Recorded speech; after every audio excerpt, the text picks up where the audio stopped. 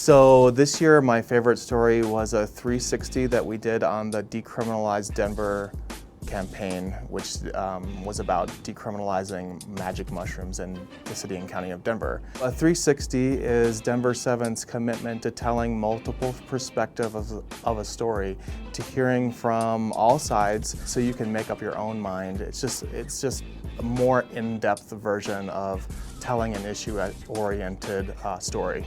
I really like elections as a journalist because it's an exciting time. There is no way to predict the outcome, even though you have favorites and things, but it's just a fascinating part of history to be capturing. If you've ever been to a show at Red Rocks, you may have seen concert goers using club drugs. But do those drugs have a place here? You have 1 minute to sign a petition to decriminalize mushrooms in Denver. People shouldn't be going to prison for a plant. It's a terrible idea.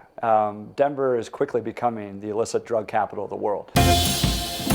Tonight, we're going 360 with the man who has high hopes of taking the measure to the May ballot, the director of the think tank who says Denver is heading down a dangerous drug-induced path, the patient with terminal brain tumors who says shrooms changed his life, and the casual user who says they're non-addictive.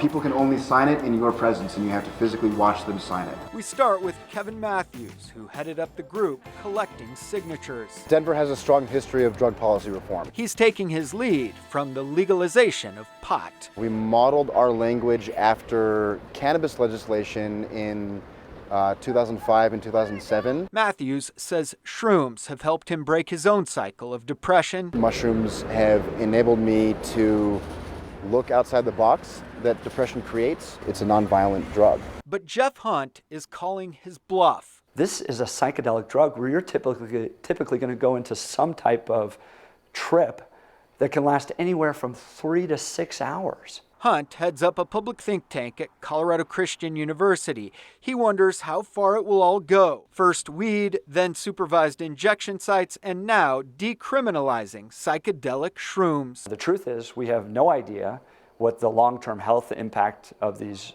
drugs are going to do to the people of Colorado. While the Denver Chamber and the Downtown Denver Partnership have taken no position yet, Hunt sees a definite economic downside. At a certain point, parents are going to look at the city of Denver and go, I don't want to take my kids to that city. I don't think tourists are going to want to come to this state. The matrix gets even more complex with patients like Chris, who has end-stage spinal and brain tumors. The mushrooms seem to have calmed them better than any drugs that they've been able to give me.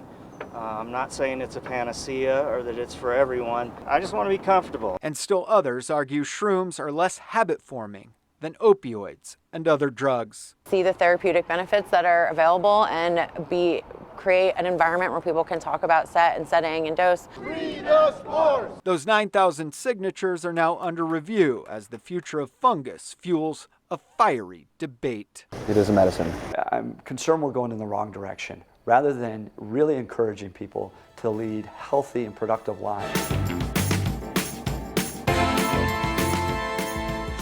One of the things that Denver is known for is progressive drug policy reform. Obviously, we were one of the biggest with cannabis. Colorado legalized cannabis, and other states have since followed. So, being that we have a history of this kind of reform, it seemed like a really relevant topic to the state and to the city. There was a side of a person who was using mushrooms to treat an advanced cancer. That was a really interesting to hear from a medical point of view rather than like a recreational point of view. Since this is about policy reform, it really is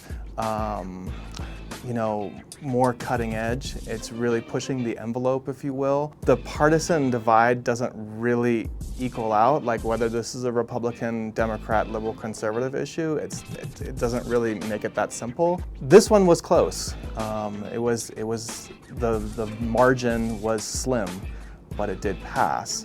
So you can see that there was definitely people on both sides with strong opinions.